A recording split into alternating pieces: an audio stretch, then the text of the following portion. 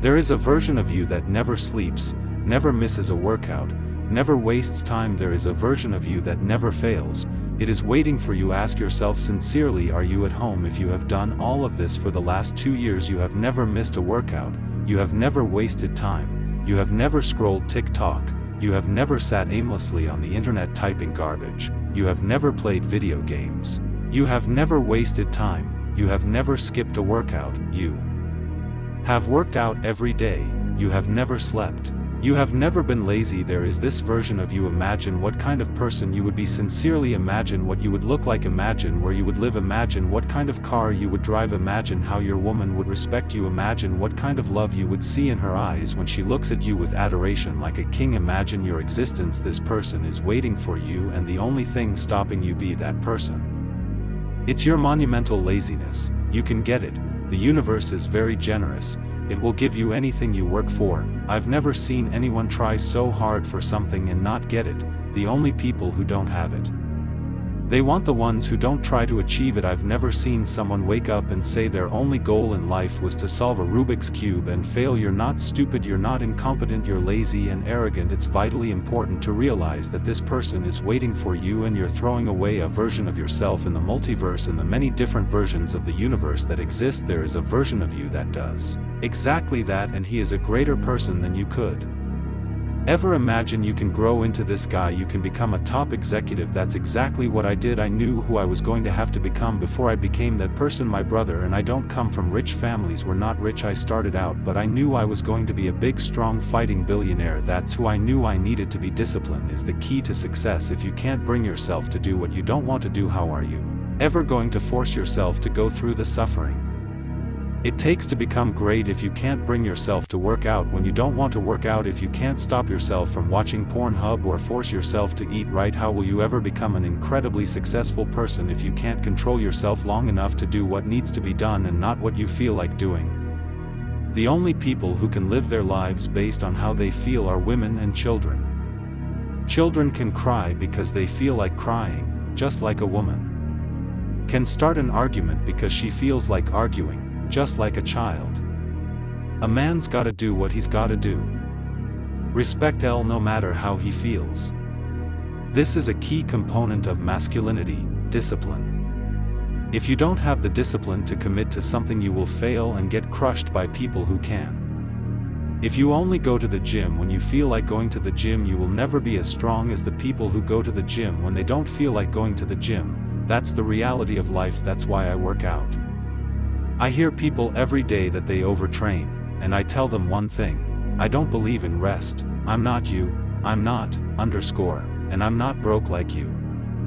Mr. Fitness Trainer stands in the gym and trains people for $50 an hour. I don't need to listen to you. Secondly, I don't train because I want to get bigger. I train every day because training every day is hard.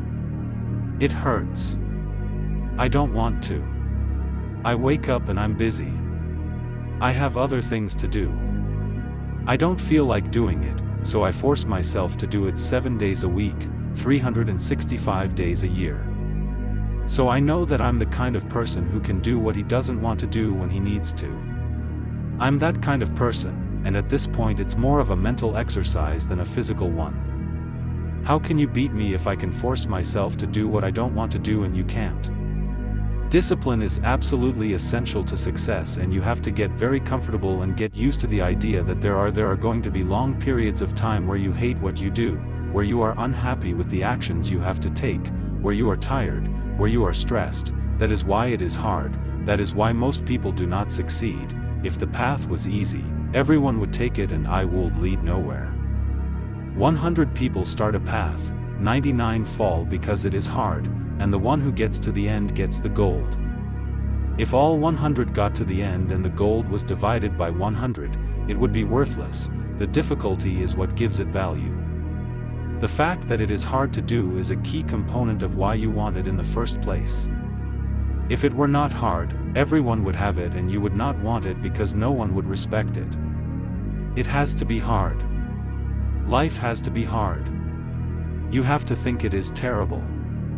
You have to suffer and smile through the pain. Discipline is the key to success in every area of human life, and if you don't have it, you don't have a chance. You can give most people a roadmap to success. You can give them a Ferrari with a full tank of gas, and a lot of people still won't get there because they'll say it's too far to go. The people who give up, they don't have the discipline. You can tell them exactly how to do it, you can give them the machinery to get there, but they don't have the discipline to complete the journey and get to that state, which is most of the earth. Those are your competitors, the people who, even if they're told what to do and people tell them exactly how to do it and help them do it, they still give up. They still fail because they lack the discipline, even me with my monumental powers. I can't make a quitter successful, no matter how good I am, no matter how easy I make it for them to succeed, no matter how succinct and concise and powerful the real world is, no matter how much I write to them and motivate them, no matter how many emergency meetings I hold to try to talk to them and lift their spirits, no matter how much motivation I give them, no matter what I do. If they're a quitter, guess what they're going to do? They're going to quit. No matter how easy it is to read a map, no matter how fast a Ferrari goes, somewhere down the road the sun is going to be in their eyes and they're going to sit down and say, I don't like this is hard, and they're going to quit. Smokers are the #1 type of person that no one can help. If you smoke, I can't help you, life can't help you, God himself can't help a smoker. So if you lack discipline, you are missing the most basic building block for any type of success that exists on the planet. By any measure that science can measure, you will remain a failure and a loser. The key is to keep training. If you train hard every day, you don't need to worry about a little vitamin C. This is true if you don't train and you don't smoke, you will still. Yes, the answer is always hard work. Once you are given life, you are guaranteed death. What you do in between is up to you. You are all conscious what may end tomorrow, what may end in 100 years, but the time between the beginning of your consciousness and its end is entirely up to you. Training is never a wrong decision. If you are in prison, you must train. If you are free, you must train. If you are rich, you must train. If you are poor, you must train. If you smoke, you must train. If you don't smoke, you must train. If you drink, you must exercise. If you don't drink, you have to exercise. You can't escape the fact that hard work is always the right decision. No time in any scenario works hard is the wrong answer. You should always try your hardest at everything. I will smoke 10 cigars a day and beat the shit out of you because I train harder than you can possibly imagine. Pain is a hugely important part of the equation. Pain is the elixir of success. When people say something bad happened to me and I'm suffering, I say, okay, pain is necessary. It's one of the elements in a chemical reaction. If a chemical reaction requires 5 certain individual compounds and you have 4 of them and you're missing 1, it just doesn't work. Pain is one of the most important elements for a person to be successful. Batman is Batman because they killed his parents. If they hadn't killed his parents, he wouldn't be Batman. You're going to have to suffer. You're going to have to endure that pain. The worst thing that can happen to you as a man is that you live a life without pain. You're going to be born into a rich family. You're going to have a great, easy life, money, and you won't have to go to the gym and work out because you have bodyguards, and you'll sit and do nothing. You'll be miserable and unhappy and a drug addict buying prostitutes. You'll only have women who adore you. You'll only feel confident and happy when you've gone through hell and come out the other side. Pain is necessary, and you'll often notice that the people who are better than you are the people who have suffered more than you. So the person who waits for you, he requires your motivation, also requires a huge amount of pain. So when something bad happens to you, don't sit at home and feel sorry for yourself. Instead, look in the mirror and say thank you to God for giving me one of the ingredients needed for the chemical mixture that will turn me into a superhero. Because pain is extremely important. In fact, it's one of the most important things for a man. It's all war. It's all sitting on the commute and getting impatient. It's war trying to find a way to escape from your slave job. Is war to make your wife happy and inspire your children. Is war learning to become stronger than before. Is war everything. Is war, and there is no way to avoid it. And I'll tell you why it is war. Because war is 2 opposing sides trying to achieve the same goal. 2 opposing sides want the same land or the same influence over former land and the car you want, the Ferrari. You're not the only person who wants it. The reason it's so expensive is because other people want it. The girl you want, the beautiful woman, everyone wants it. It's war.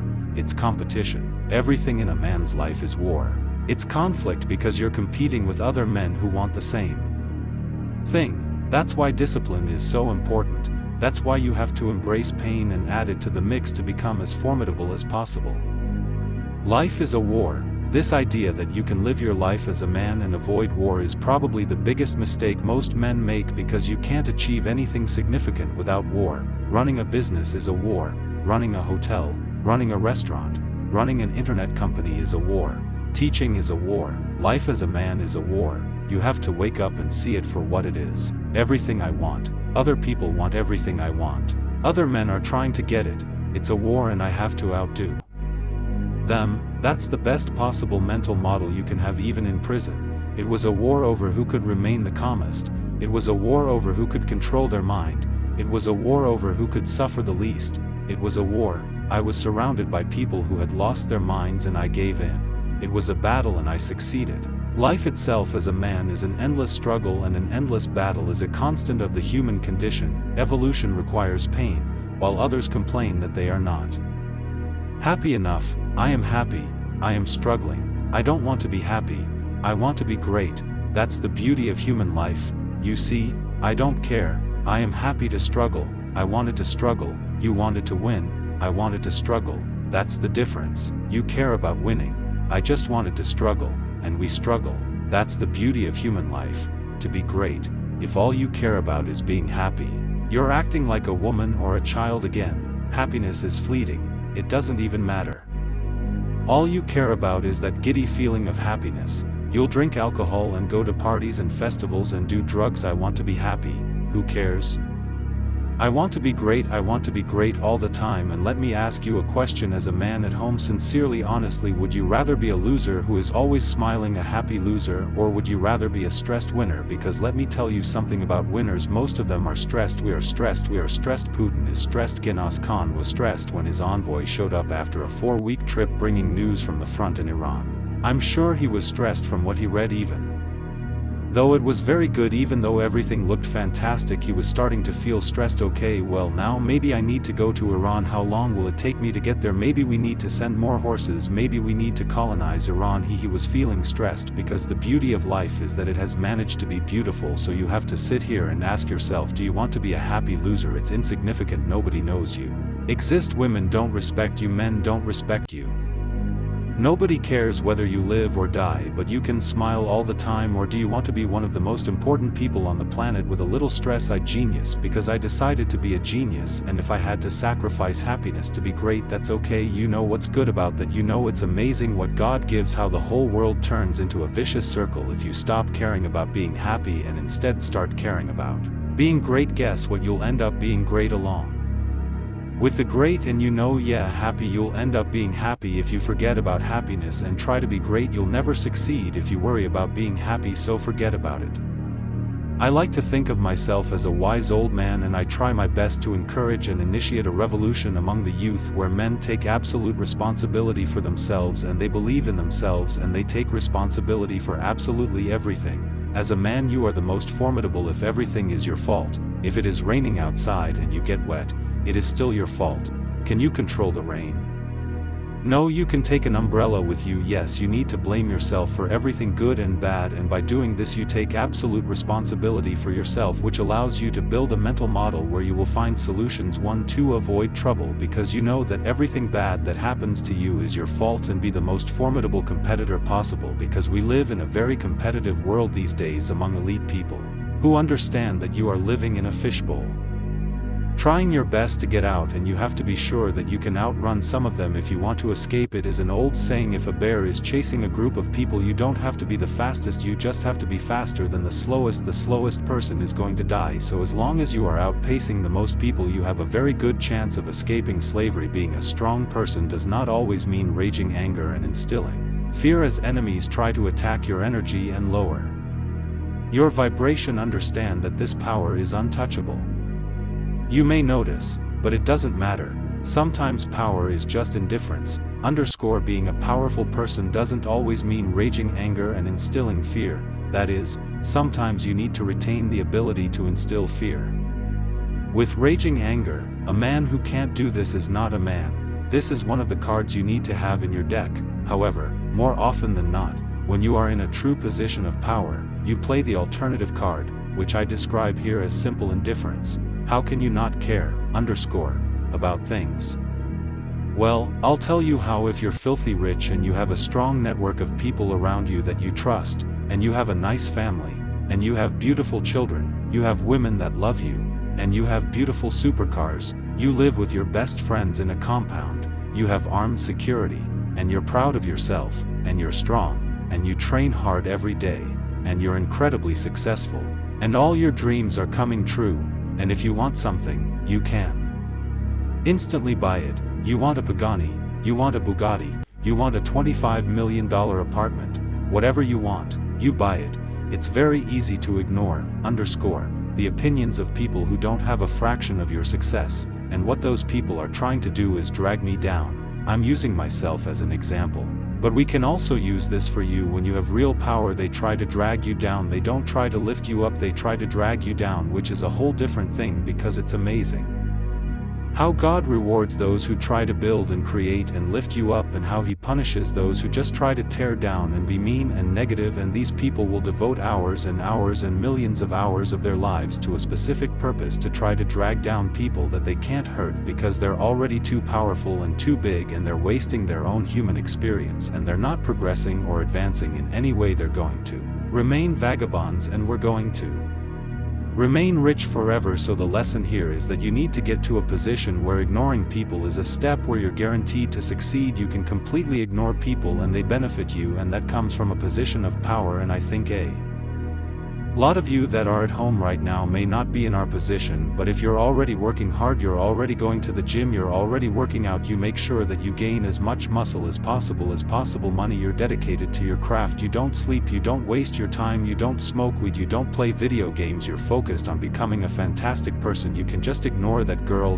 who broke your heart or cheated on you. Just ignore her. The strongest move you can do is ignore her. Yes, you can yell at her, yes, you can try to get her to scare you, blah blah blah, right? That's not going to work. The strongest move is to just completely ignore her, because you're on the upswing, she's probably on the downswing. She's probably not going to get better, not going to get richer, not going to get better looking. Time is working against her. As she ages, she's going to lose her attractiveness. You're going to keep settling, and she's going to have to watch you for the rest of her life be the man she could be with, but she's not good enough for that anymore. The best thing you can do is just ignore. That's a strong move, and the same goes for men. It's not even a gender argument. There are men who want to be your friend right now, who wanted to be your friend, and they did something bad to you, and if you're on the right path, doing the right thing, the karma of God and the universe, whatever you call it, will teach them a lesson for failing to be good people to you when they had the chance. But when you have a ton of money, you care the people that you love, and that's a man's prerogative. And even my brother and I, anyone that's been loyal to us, who's on our team, we reward generously, and anyone that's ever been cowardly or betrayed us or made mistakes regrets it very much, because they see how well we treat the people that are close to us. If you lack something, excel at something else. Compensate for your weaknesses by honing your other abilities. If you're ugly, get filthy rich. If you're poor, be strong as an ox. Life isn't fair.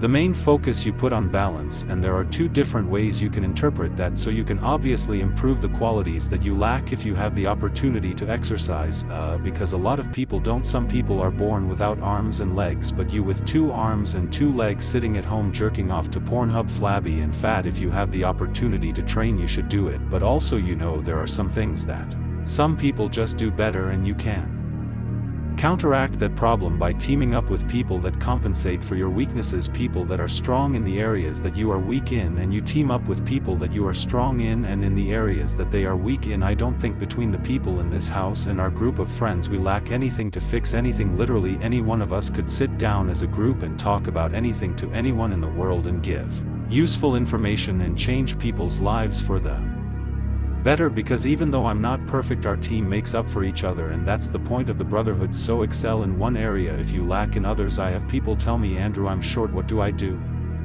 I am short. Okay, God made you short. Great. Okay, that doesn't matter. You can't change it. What you can do is become as strong as an ox and become obscenely rich, monumentally important, and extremely influential. You can do that. People say I'm poor. You must be strong. Oh, I'm strong, but I don't have money.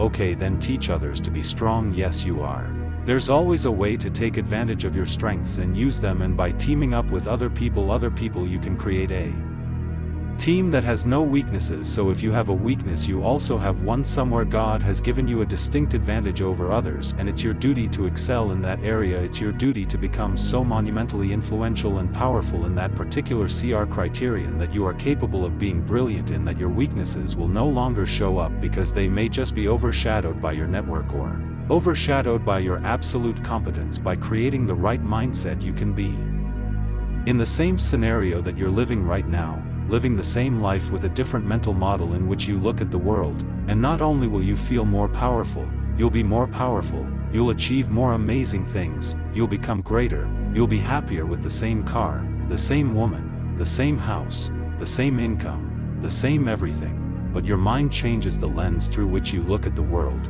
Lenses change things. Rose-colored glasses, maybe sunglasses. You can put on glasses, change the lens, and you can look at the world differently by changing the way your mind is wired and composed, and the way you look at the world. That's what mental Ido is.